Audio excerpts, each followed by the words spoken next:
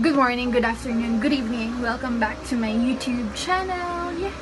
Woohoo! May bagong video ako. Buti naman, hindi din naman. So yeah, today, lately I've been really inspired sa mga napapanood ko sa Instagram na mga makeup transformation, something like that. So that is our goal today. That is our goal for today, is to transform myself into an ABG. So basically ABG is an Asian baby girl. Wow, Asian baby girl ka girl. Ba't natatawa ako? Alam mo ba natatawa ako? Kasi yan talaga yung goal ko sa life. I just wanna be an Asian baby girl. Parang sira ulo. Yan. So, excuse me na sa mukha ko at sa buhok ko. Yeah, so that's what we're gonna do today. And if you are interested or gusto lang mapanood, then just keep on watching.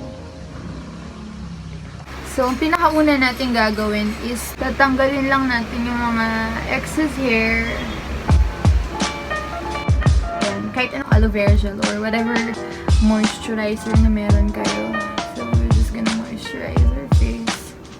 So, ayan, kapag natuyo na siya, so, mauna tayo sa eyebrows. Itong isa is brow gel and brow powder. So, we're just gonna dip here sa brow gel and pakonti-konti lang.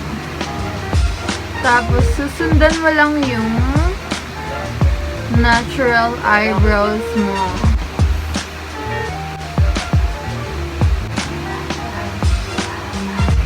Ayan. O, diba? Madali lang. Makapal. Hindi, mukhang makapal lang, pero pagkatapos niyan, powder naman. Papatong lang natin.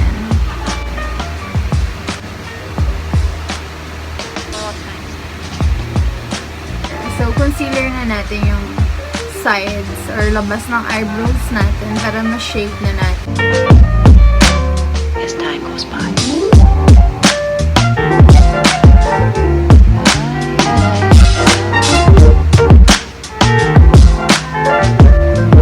Tapos, blend mo na siya.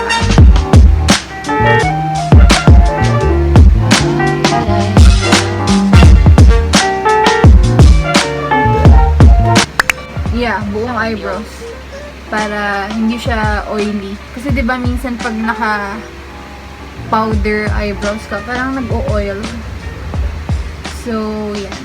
Para mas matagal siya sa iyong balat. So, ang next one is to put some primer. Skin and massage.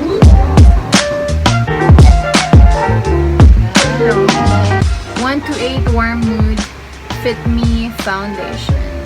Poreless Foundation. Beat the face. Kung may eye bags man kayo, so ito yung stick lang ginagamit ko. Tapos sa kabila naman, we're gonna do the baking now.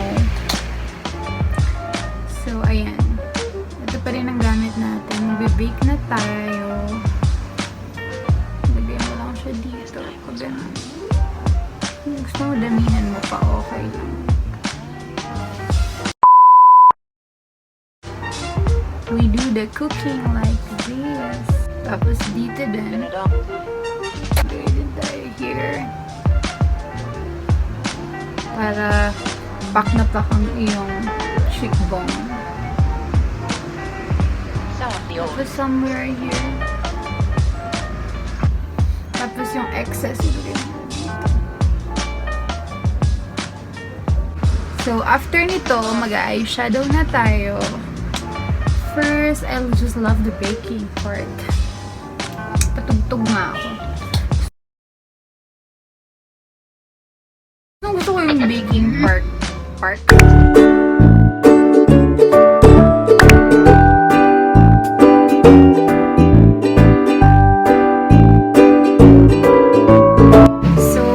Eyeshadow, we're gonna use Hoola by Benefit. Lagi ko itong ginagamit. like on a daily basis, not daily, every day, but pag mga basic makeup ba, yung mga ganun. So,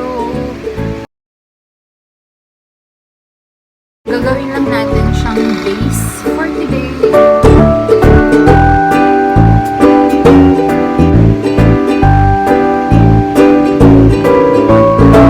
And then, we're gonna use, what is this? From Sephora. Ayan. Ito yung pinakauna kong biniling from Sephora ever. Aww. Memories. Ayun.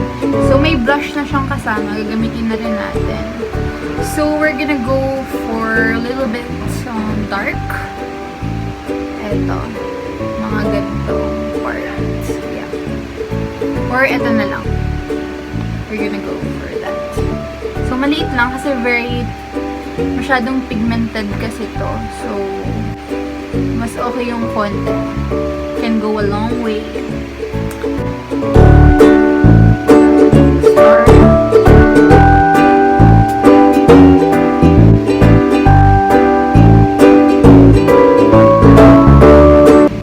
Para ka lang nag-paint. Medyo orangey. Sa ating eyes. Just to blend. Para mag-blend lang sila. Ayan. Ganun. Wait lang.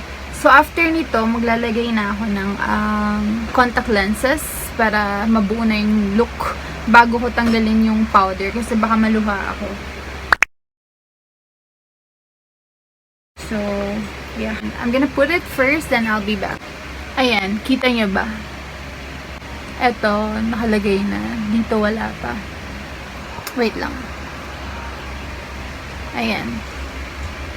Naluluha ako.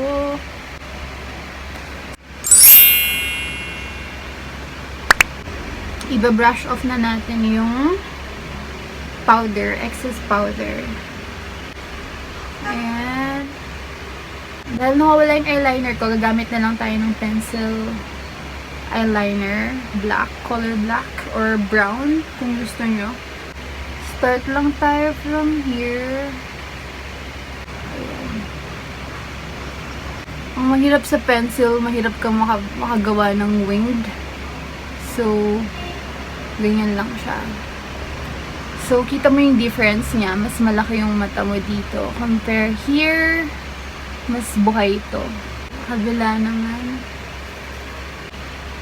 Ayan. Sa contour, ang gagamitin natin is Hoola. Same pa din yung kanina. Oh my god. Almost fell off.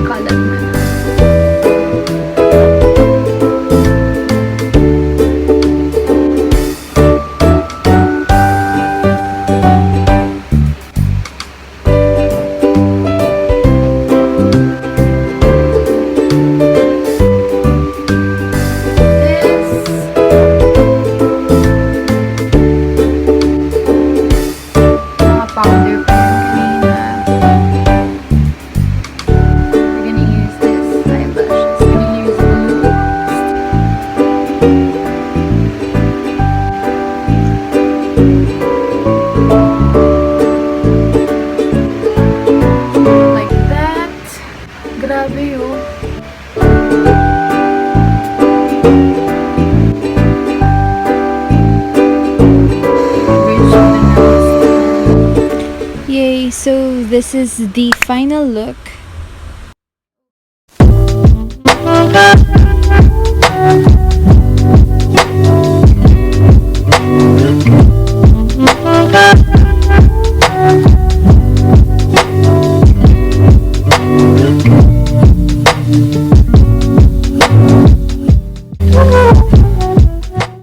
So basically I forgot to do my outro, and yeah, if you do like it, please give me a thumbs up, and please don't forget to subscribe down below so you don't miss any new videos that I put. And I hope to see you on my next videos.